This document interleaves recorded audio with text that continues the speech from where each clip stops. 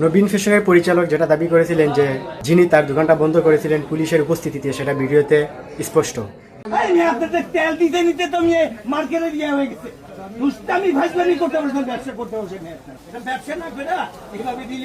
এবার নবীন ফ্যাশনের মালিকের মুখ থেকে শুনেন। আমাকে হাতিরঝিল থানা পুলিশ ওসি তিনি আমাকে ফোন দিয়ে বললেন যে এই ঝামেলাটা এইখানেই আপনারা সমাধান করে নেন, নিজেরা সমাধান করে নেন, কারণ ওনার সাথে আপনি পেরে উঠবেন না। ওনার অনেক ক্ষমতা, অনেক পাওয়ার। সে আমাদের মাননীয় প্রধানমন্ত্রী তারেক রহমান সাহেবের বন্ধু, সেই ক্ষেত্রে ওনার সাথে পেরে উঠবেন না, উনি আমাকে বদলি করে দিবে।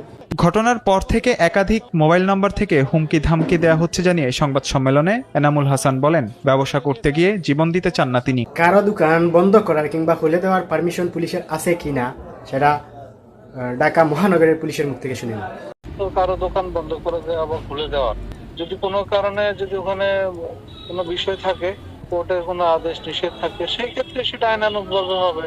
আর যদি অফিসার ইনচার্জ তার এখতিয়ারের বাইরে গিয়ে কোনো কাজ করে, তাহলে সেক্ষেত্রে তার বিরুদ্ধে অভিযুক্ত উনি সিনিয়র কর্মকর্তাদের নিকট করতে পারেন।